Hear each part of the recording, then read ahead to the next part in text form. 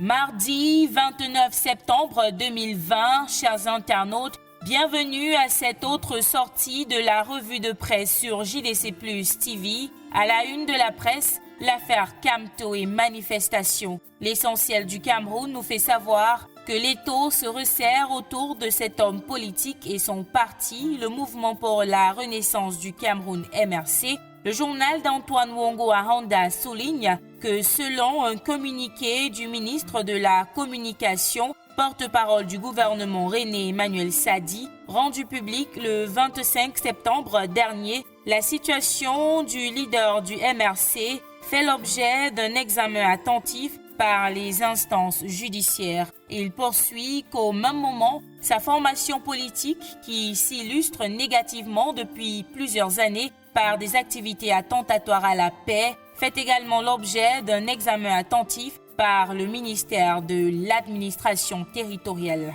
Du côté du quotidien Le Jour, on nous propose des réponses au sujet de l'assignation à résidence du professeur Maurice Kamto. Entre autres, le journal d'Aman Mana nous dit que les autorités l'accusent d'être porteur d'un projet d'insurrection. Ses avocats ont quand même pu le rencontrer hier lundi 28 septembre et d'après Le Jour qui indique par ailleurs que Jean-Michel Nintieux, député SDF, appelle à la levée de ce blocage dit sauvage et demande la libération des personnes arrêtées le 22 septembre dans le cadre des manifestations organisées par le MRC. Cette position du député SDF est relayée par Le Messager qui titre en pied de une « Séquestration de Kamto, Jean-Michel Nintieux met en garde le pouvoir ». La suite, c'est à lire en page 3 du quotidien Le Messager, parution de ce mardi. À présent, parlons éducation avec mutation. Le journal de la rue de l'aéroport, dans son édition de ce mardi, s'intéresse à la gestion des frais de scolarité et d'examen, désormais payables par Mobile Money. Selon le quotidien, la transparence dans la gestion de ces fonds n'est pas encore acquise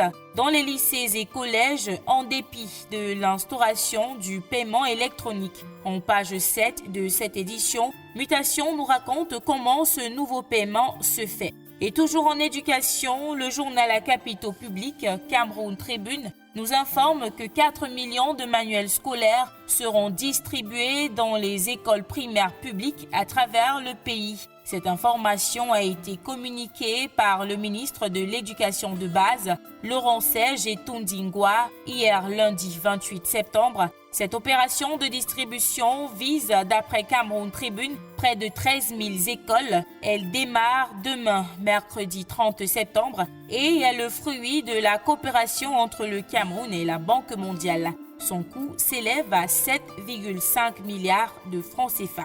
Et voilà qui vient mettre un terme à cette édition de la revue de presse sur JDC Plus TV. Merci d'avoir regardé. Demain est un autre jour.